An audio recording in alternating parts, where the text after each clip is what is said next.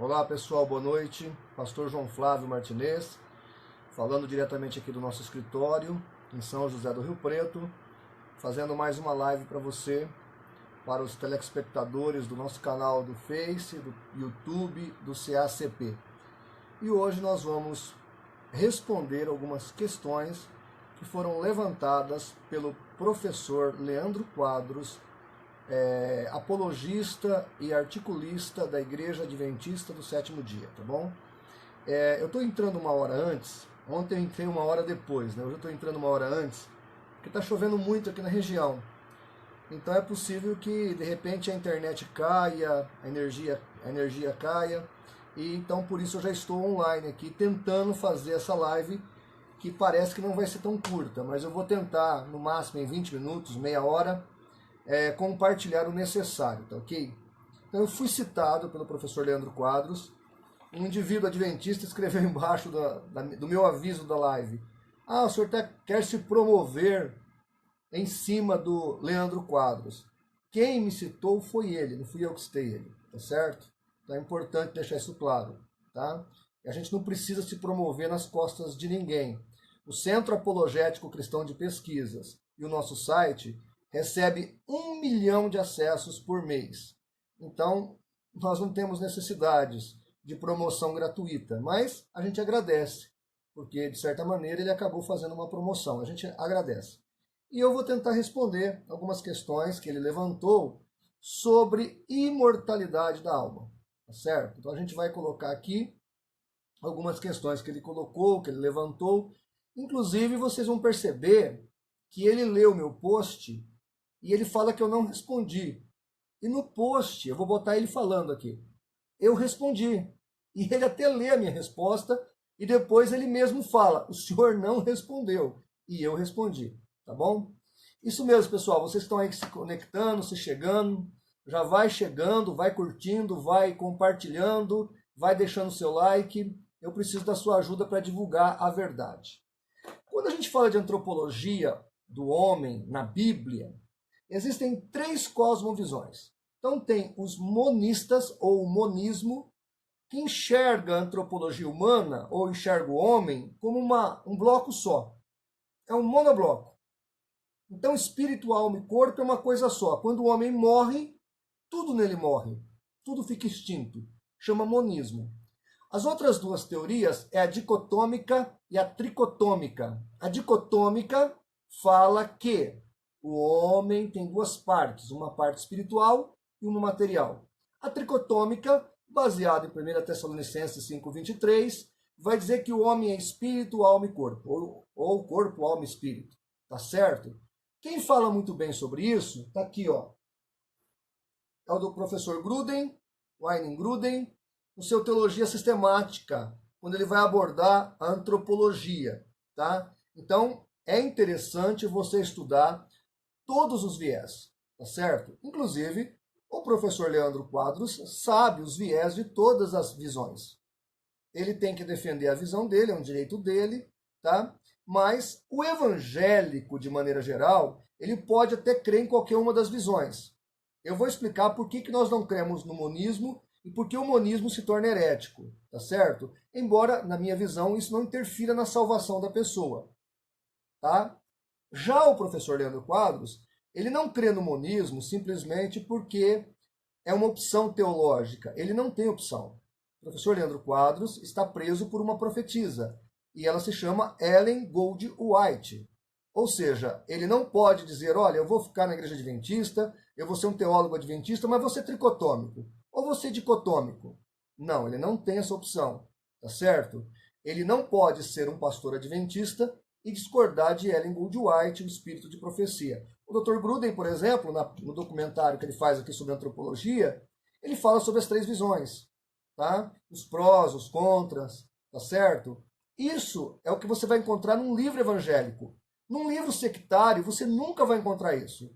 Porque o membro de seita, ele não está comprometido com a verdade. O membro de seita, ele está comprometido com o seu profeta, ou o seu falso profeta. Ele não tem compromisso com a verdade. Por exemplo, o Dr. Wayne Gruden, ele tem um compromisso com a verdade.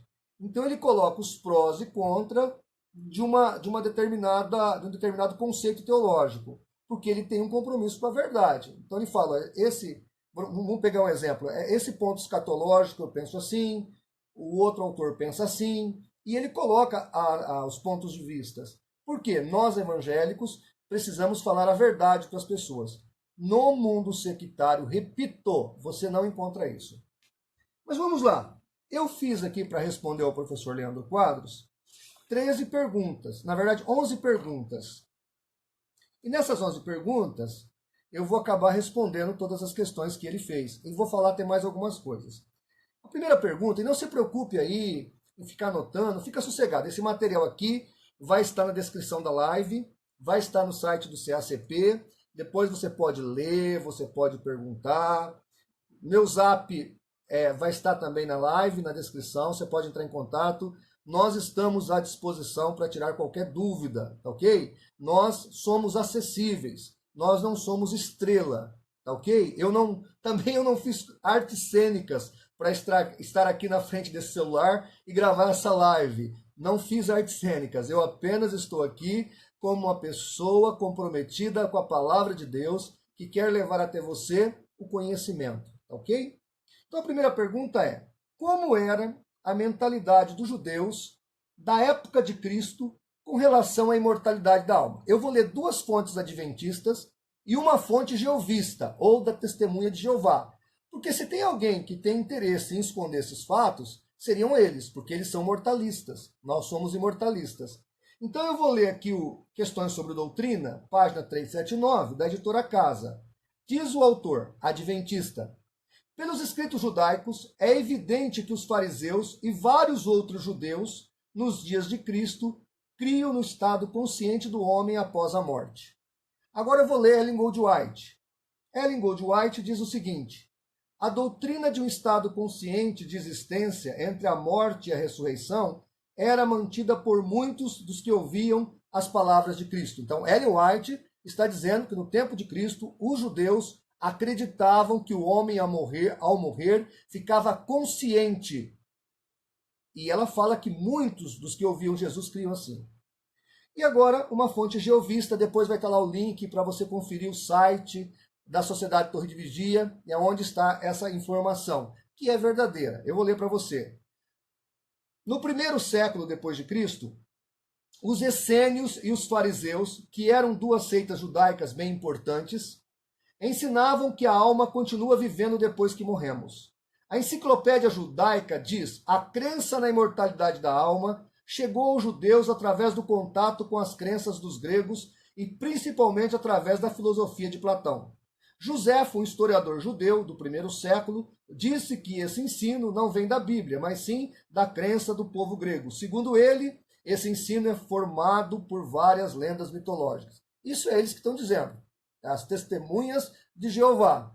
Na verdade, Joséfo comenta sobre a imortalidade da alma, mas ele não fala que vem dos gregos, tá bom? Mas vai estar lá na descrição, depois você pode pesquisar. O que eu quero mostrar com isso? Eu quero mostrar com isso que é documental a evidência de que a mentalidade dos judeus da época de Jesus Cristo era muito clara e precisa sobre a imortalidade da alma, sobre esse estado intermediário, em que a pessoa fica consciente até o dia da ressurreição.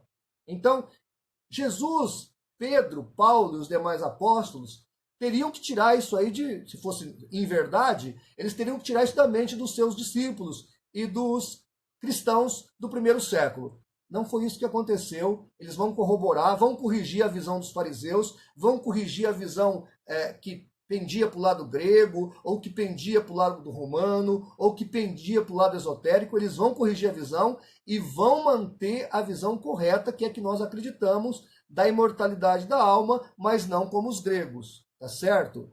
Inclusive, diga-se de passagem, o professor Leandro Quadros, quando ele usa essa argumentação, eu fico um pouco chateado. Por que eu fico chateado, professor Leandro? Porque o senhor sabe que não é verdade. A doutrina da imortalidade da alma, que nós cristãos protestantes acreditamos, não é igual ao que Platão ensinou. Platão cria na transmigração das almas. Nós não cremos. Se eu fosse desleal, como alguns são, ao argumentar desse tipo, eu diria que a doutrina aniquilacionista de vocês é igual a de Epicuro e é igual a de Aristóteles, que criam na mortalidade da alma. Só que se eu falo isso, professor Leandro, eu não estou sendo honesto com vocês. Porque Epicuro e Aristóteles não criam na ressurreição.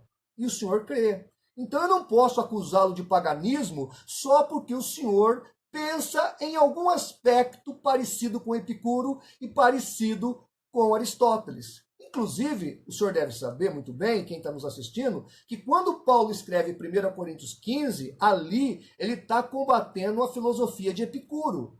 Tá certo? Agora, eu não posso acusar os adventistas de epicurismo, ou de aristotelismo, ou de seguidor de paganismo. Por quê? Porque não é verdade. Então a gente, quando vai fazer uma afirmação, uma acusação, a gente deve ter critério para fazer essa acusação.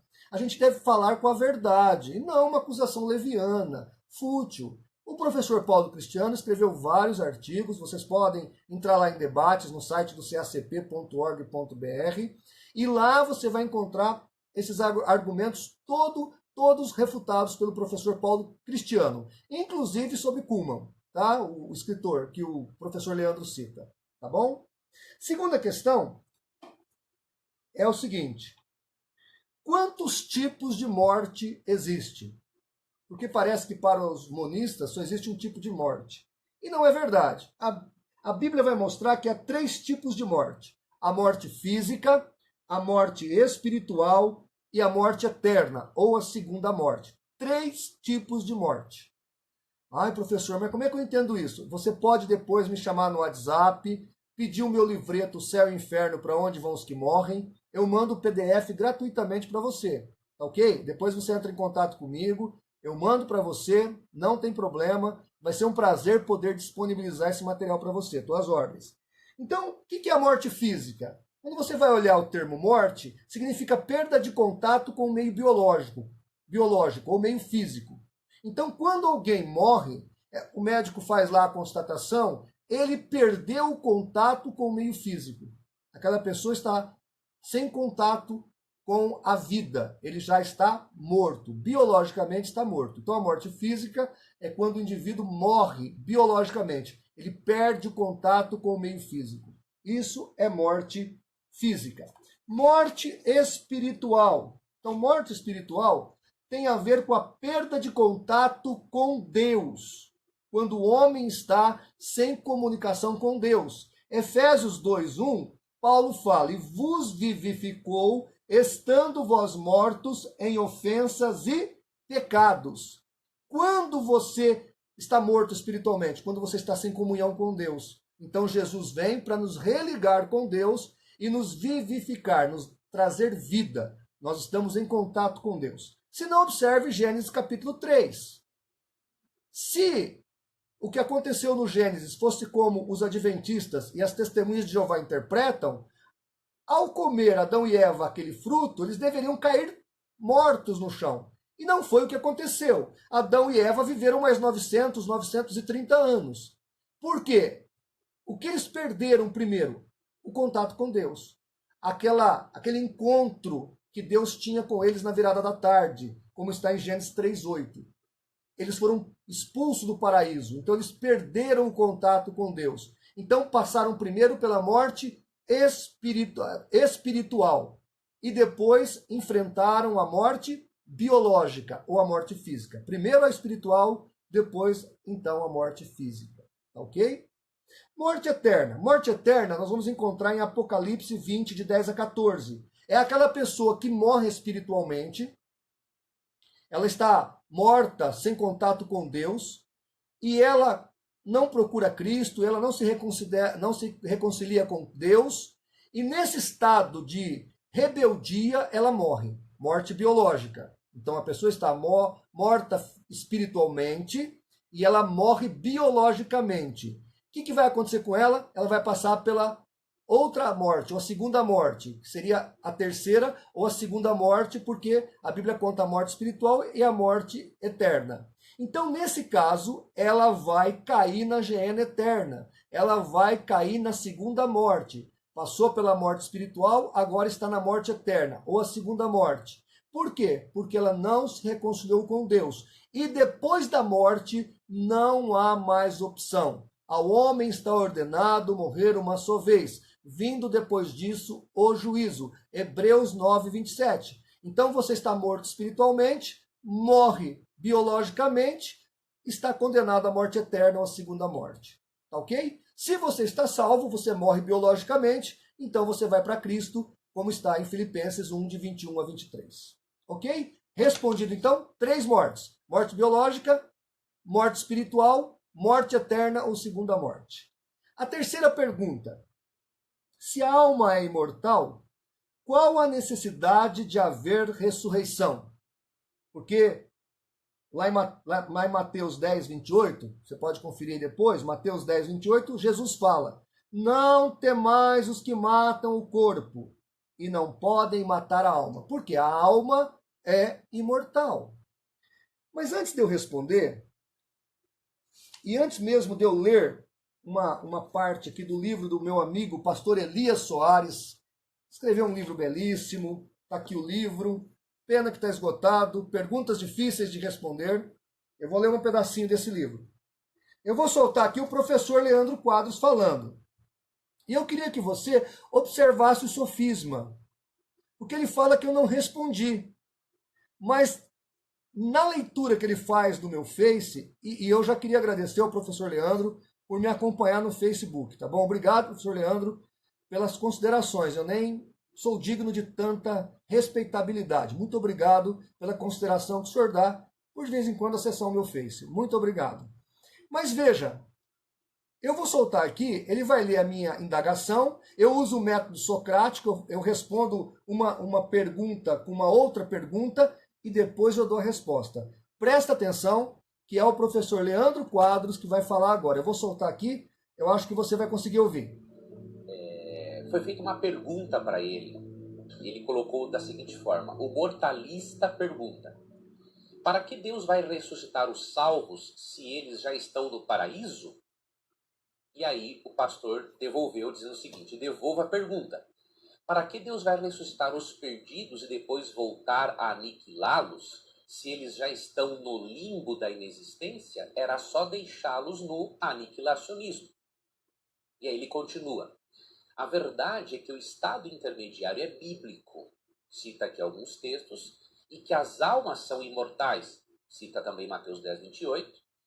A ressurreição se dará para que os salvos desfrutem plenamente a glória do céu com um corpo glorificado, e os perdidos serão ressuscitados para serem penalizados plenamente em sua totalidade na guiena eterna.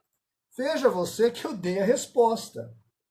Então, por que o salvo vai sair do céu, do paraíso ou do seio de Abraão, vai voltar para o corpo e ser transladado para a cidade celestial no arrebatamento? Eu explico para gozar, para desfrutar de tudo aquilo que Deus preparou para ele. Porque o projeto de Deus é espírito, alma e corpo, não é só alma. Se fosse assim, ele ia fazer mais anjos. Mas nós temos um corpo tangível.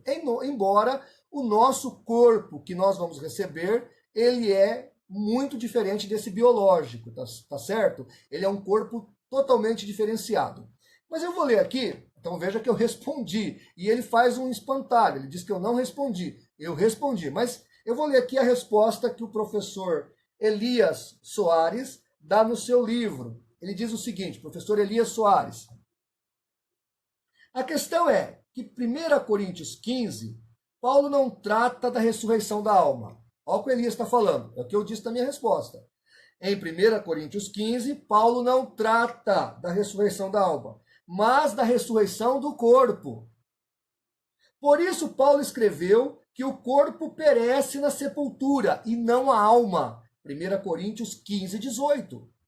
A imortalidade do corpo ocorrerá por ocasião da ressurreição dos mortos, como ocorreu com Cristo. 1 Coríntios 15, 23. O qual foi constituído as primícias dos que dormem.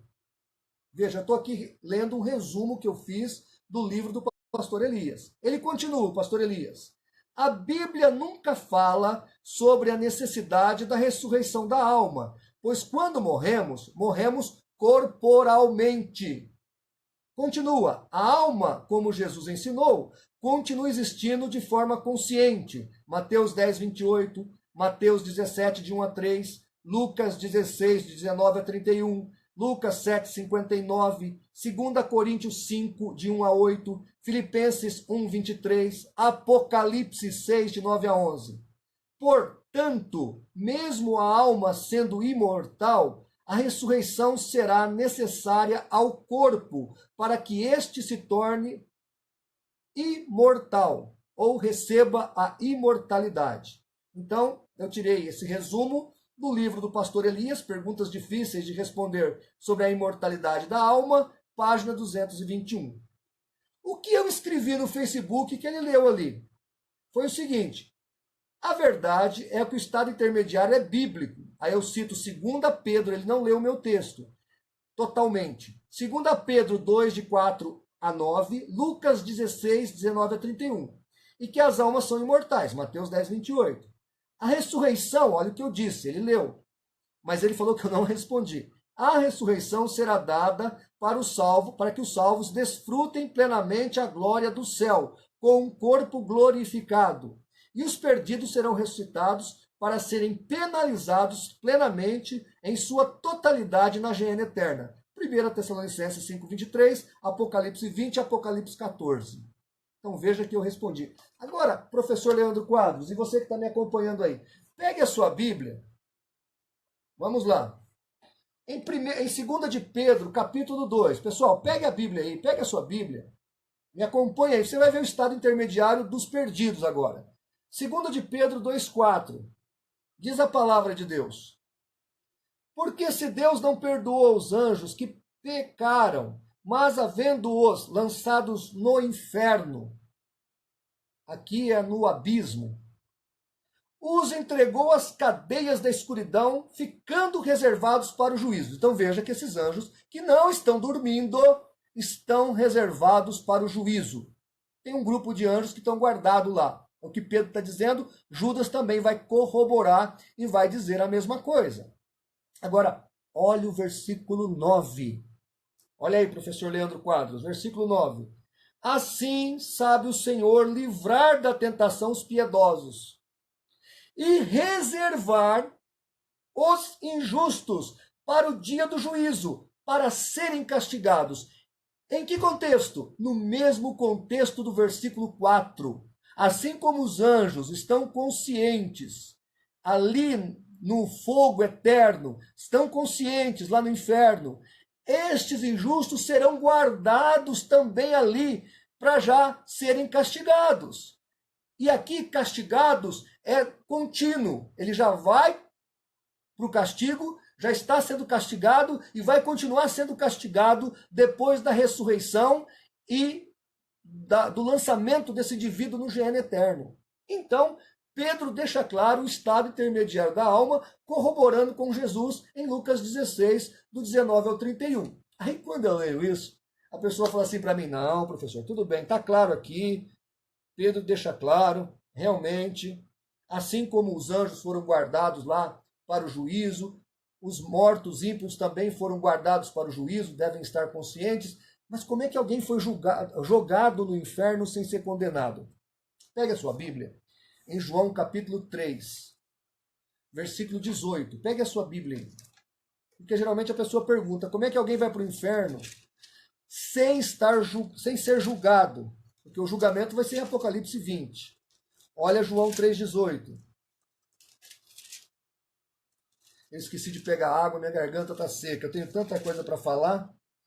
Se a minha mulher estivesse assistindo a live, ela poderia trazer uma água para mim. João 3,18, mas eu acho que ela está assistindo o jornal.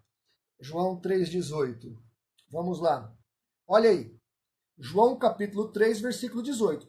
Quem crê nele não é condenado, mas quem não crer já está condenado.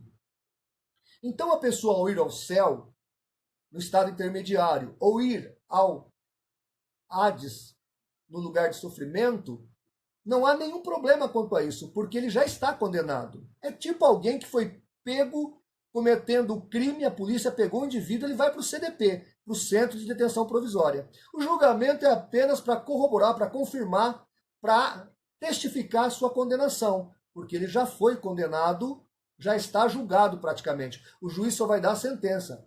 A polícia pegou ele com a arma do crime, cometendo o crime em ato de delito. Não há dúvida, ele vai ser condenado. Então, o julgamento dos ímpios, dos injustos, é apenas para confirmar a sua condenação e nada mais. Tá ok, pessoal? Dito essas coisas, vamos para a quarta pergunta. Depois, se você tiver mais perguntas, se surgir mais alguma dúvida, pode falar comigo. Nós estamos aqui para tirar dúvidas, tá? Ok? Inclusive, a qualquer hora e a qualquer momento. Você manda a tua pergunta, depois a gente esclarece. Quarta pergunta.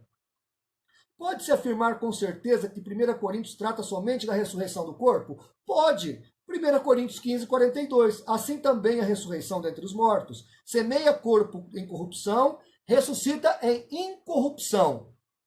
Então, Paulo está dizendo que a ressurreição de 1 Coríntios 15 é do corpo, não é da alma. É corpo e não alma. Tá ok? Quinta pergunta. Essa tem a ver com a citação do professor Leandro Quadros. A pergunta é a seguinte: não é justo um ladrão de galinha sofrer no inferno? Perdão, não é injusto um ladrão de galinhas sofrer no inferno o mesmo que o Adolf Hitler? Como explicar isso? Então, o Leandro Quadros fez uma indagação e ele falou, olha, o ladrão de galinha vai para o inferno e o Adolf Hitler foi para o inferno. E aí, os dois vão queimar igual? A Bíblia diz que não, professor Leandro. É que o senhor mistura uma questão aí, mas eu vou ler aqui, você vai entender. Lucas 10, 13 a 14 diz o seguinte: no inferno, aliás, ai de ti, Corazim, ai de ti, Betsaida, porque se em Tiro e Sidom se fizesse as maravilhas que em vós foram feitas, já muito assentados em saco e cinza se teriam arrependidos. Portanto, para Tiro e Sidom haverá menos rigor no juízo do que para vós. Lucas 10, 13 e 14. Ou seja, o que a teologia protestante ensina? O senhor sabe, né, professor? O Gruden fala isso. O que a teologia protestante ensina? Que haverá no inferno menos intensidade, não período, intensidade. Então, os pecadores vão queimar com mais ou menos grau de intensidade. Então, o ladrão de galinha vai queimar com um grau muito inferior de intensidade ao Adolf Hitler. Esse vai queimar de uma maneira muito mais forte, mas o sofrimento do outro vai ser menor e será eterno.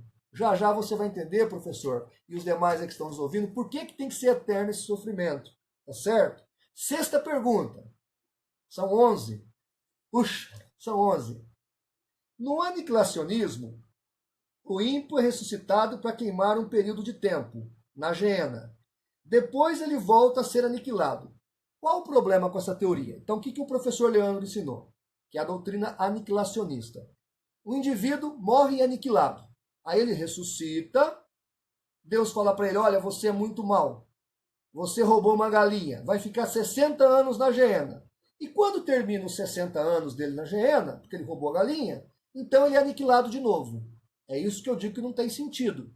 Foi isso que eu respondi na minha contra-resposta, ou na minha contra-pergunta. Agora, olha o que o Gruden fala.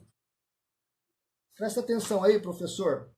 O que o Gruden vai falar sobre a problemática que isso gera. Porque a sua teoria é pior que a do purgatório. Porque a do purgatório é até mais justa. A sua teoria é mais injusta do que a teoria que coloca todo mundo nos céus, que também está errado. Né? É aquela teoria que todo mundo vai se salvar no final das contas. Vamos ler aqui o que o Henning Gruden vai dizer. Ele diz o seguinte, olha aqui, a minha mulher estava assistindo a minha live e ela me trouxe água. Aqui, pessoal, ó, você achou que a minha mulher não estava assistindo a live. Ela tá vendo? Ó, trouxe água para mim. Muito obrigado, meu bem. Agora o cachorro não quer ir embora. Ao vivo é assim, gente. Ao vivo é ao vivo. Não tem como fazer diferente.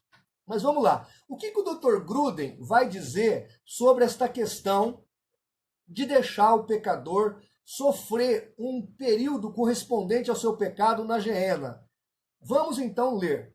Gruden vai dizer o seguinte: o curto período de castigo imaginado pelos aniquilacionistas paga, de fato, todo o pecado e satisfaz a justiça de Deus? Veja que o Gruden está de novo usando o método socrático. Ele faz uma pergunta. O curto período de castigo imaginado pelos aniquilacionistas paga, de fato, todo o pecado e satisfaz a justiça de Deus? É a pergunta que o Gruden fez.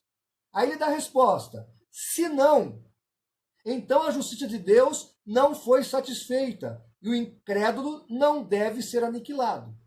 Mas, se a resposta for sim, então o incrédulo deve receber permissão para entrar no céu e não deve ser aniquilado. Em qualquer caso, o aniquilacionismo não é necessário e nem correto. O ladrão de galinha ficou lá no Geena por 60 anos. Terminou o período dele, o aniquilacionismo ensina que ele vai ser destruído. Ele não pode ser destruído. Ele não deve mais nada. Ele pagou pelo seu pecado. Aí, professor Leandro Quadros, se o senhor tivesse lido Gruden, o senhor ia entender. Vai cair no universalismo. O senhor vai levar todo mundo para o céu, até o diabo. Está entendendo? Ou você vai cair na doutrina do purgatório, que a pessoa purga lá no fogo e depois vai para o céu. O que está errado. Não resolve. A justiça de Deus foi contrariada. E uma coisa importante o senhor entender, professor Leandro, e quem está nos escutando, que o ser humano já nasce condenado. Eu estava em Adão. Você estava em Adão. Todos estávamos lá. E o pecado de Adão foi a minha decisão, foi a sua decisão, foi a nossa decisão. E ao nascermos nesse mundo, Deus nos dá uma segunda chance. Deus enviou o seu filho. E aí eu recomendo o livro Fator Melquisedeque, porque não dá tempo aqui de discutir esse assunto. Mas o fato é que Deus deu chance para todo mundo. E aí, ou você aceita Cristo, ou a geena eterna é o que te espera. Tá certo? Então, a história do aniquilacionismo não funciona, porque não resolve o problema. Só complica. Tá bom, professor? A sétima pergunta. A crença na imortalidade da alma, ou no estado intermediário, é totalmente infundada? O céu e o inferno são vizinhos? Porque o professor Leandro disse que o inferno, então, seria vizinho do paraíso, ou do seio de Abraão. É o que está em Lucas 16. Não é mais, professor. Lá em Apocalipse 6:9, fala que o paraíso está debaixo do altar de Deus. E a Bíblia fala em Efésios 4, de 8 a 10, o seguinte: por isso diz, subindo ao alto, levou cativo o cativeiro e deu dons aos homens. Ora, isto é, ele subiu, que é, senão, quem também antes tinha descido às partes mais baixas da terra? Aquele que desceu é também o mesmo que subiu acima de todos os céus, para cumprir todas as coisas. Então, Jesus, como está em 1 Pedro 3 e 1 Pedro 4, ele desce, e Atos 2 também fala que ele desceu ao Hades, ele desce e ele leva cativos o cativeiro, aqueles que morreram na fé, na esperança da redenção, e ele vai levá-los para debaixo do altar de Deus. Então, é essa a teologia protestante, digamos assim, que a maioria acredita sobre essa questão. Então, hoje, onde está o paraíso? Está debaixo do altar de Deus. Por isso que quando alguém morre, como está em Filipenses 1:21, ele vai direto para a presença de Deus. Tá ok? Depois, quem quiser, me manda a pergunta, me manda a dúvida, que eu te mando o mapa dispensacionalista, que tem toda essa explicação, te mando mais estudos. Eu vou colocar também vários links do site do CACP com todas essas explicações. Eu estou continuando, estou na 8ª já, estou acabando, hein, gente? Estou acabando. Ainda bem que a minha mulher trouxe água para mim.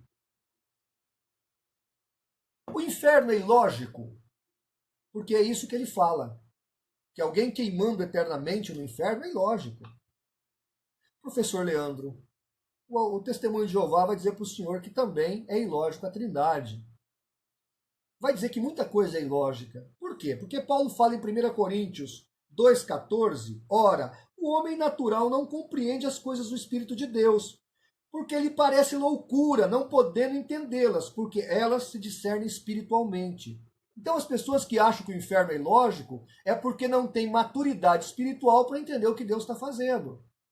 E é óbvio que há muita coisa que nós não entendemos. Por isso que Deus deixou um versículo especial para nós, para alguns de nós, pelo menos, que têm humildade. Deuteronômio 29, 29. Tem coisas que nós sabemos, tem coisas que nós não sabemos.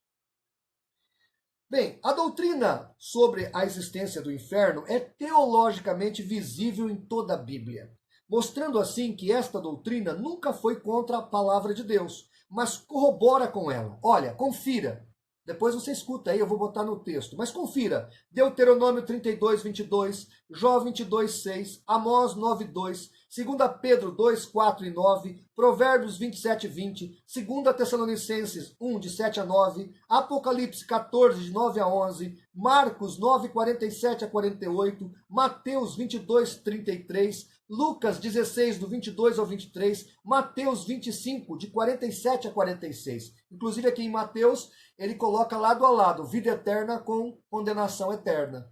Então, se a condenação não for eterna, a mesma palavra é usada para a vida eterna. Uma coisa não seria eterna sem a outra, tá certo? Inclusive aqui já está respondido 1 Timóteo 6,16. Lá é Deus que tem a eternidade no sentido onipotente da questão. Nós temos a eternidade porque recebemos a eternidade, nós não nascemos com ela, tá ok? Nona pergunta, eu estou acabando. O que aprendemos sobre o Hades em Lucas 16, do 19 ao 31? Vamos lá.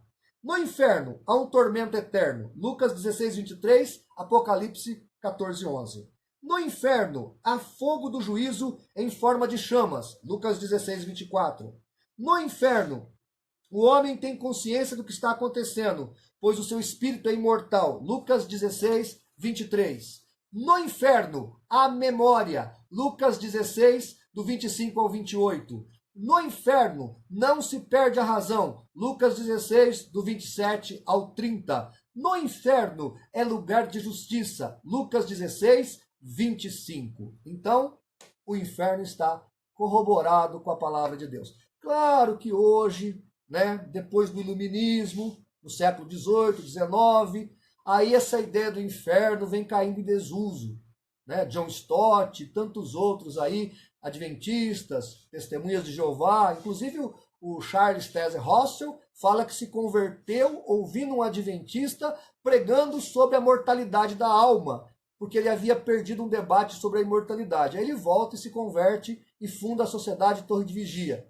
Ou seja, a Sociedade Torre de Vigia é filha dos adventistas do sétimo dia. Pastor, onde está escrito isso? No livro Proclamadores do Reino, página 40 e 41. Depois você pode conferir lá que o Charles Taze Russell, viu, professor Leandro Quadro, chamou a sua igreja de mãe deles. É a mãe do jeovismo, é a igreja adventista do sétimo dia. Vamos lá. 10ª questão, já estou acabando, falta só mais 2. Por que é importante a doutrina do aniquilacionismo para os adventistas? Veja, o John Stott é um escritor anglicano que cria na mortalidade da alma. Eu não acho que ele foi para o inferno por causa disso, embora eu discorde dele. Mas e para o adventismo? Por que ele não pode concordar com a imortalidade de jeito nenhum? Porque dentro do adventismo tem uma doutrina chamada juízo investigativo. Se você crê no estado intermediário da alma, e você crê que o salvo já está com Cristo e o perdido já está no Hades, para que juízo investigativo? Olha o que Ellen White fala no Grande Conflito, página 486. Diz ela, começando pelos primeiros que viveram na Terra, o nosso advogado apresenta os casos de cada geração sucessiva, finalizando com os vivos. Todo nome é mencionado, cada caso minuciosamente investigado. Aceita-se nomes, rejeita-se nomes. Ou seja, se você morrer salvo e já vai para Cristo, ou se você morrer perdido e já vai para o Hades, para que Jesus, em 1844, começou a fazer o tal do juízo investigativo? Ou seja, se o professor Leandro Quadros reconhecer a imortalidade da alma, primeiro, ele vai estar contra a sua profetisa. Segundo, ele acaba com a igreja adventista. Porque sem imortalidade da alma, não há igreja adventista. Os adventistas necessitam totalmente da doutrina da mortalidade da alma, ou do aniquilacionismo. Caso contrário, a salvação de Jesus foi plena na cruz, como está em João 19:30. Ele consumou a salvação, Quem morre salvo já está salvo, quem morre perdido já está perdido. Não tem essa de ficar lendo nomes, aprovando-se nomes, recusando-se nomes. E aí, o que aconteceu em 1844? Uma fraude. A fraude do nada. Ou seja, aquilo não é real. Se aquilo não é real, toda a igreja adventista é uma fraude. Porque ela foi fundada em cima de uma fraude, chamada juízo investigativo. Eu tenho um livro aqui de um teólogo adventista, que ele cita várias igrejas que guardam o sábado. E ele fala, não é o sábado o sinal da igreja adventista. O sinal da igreja adventista é o juízo investigativo. A doutrina distintiva mais importante que temos, ele fala. Então, presta atenção. Por isso que não dá para eles serem como John Stott, ou não, crê ou não crê na imortalidade da alma. Eles são obrigados a crerem na mortalidade. Porque se eles não crerem, toda a estrutura do castelo adventista cai por terra e eles ficam sem igreja. É complicado isso. Sem juízo investigativo, não tem a igreja adventista. Senão os adventistas teriam que admitir que a sua igreja nasceu numa fraude. E aí é complicado. Por fim, e essa questão é muito importante. Até eu gostaria, se o professor Leandro Quadro desse uma resposta para essa pergunta, eu vou ouvir, viu, professor? Essa eu queria ouvir o senhor responder. Porque a Testemunha de Jeová não crê na Trindade, como não criam os primeiros adventistas. Mas o senhor crê. Então vamos lá para a pergunta que eu espero que não calhe os teólogos adventistas. Por que a doutrina do aniquilacionismo é problemático para a cristologia? Veja, Jesus é 100% Deus, João 1:1, e 100% homem, 1 Timóteo 2:5.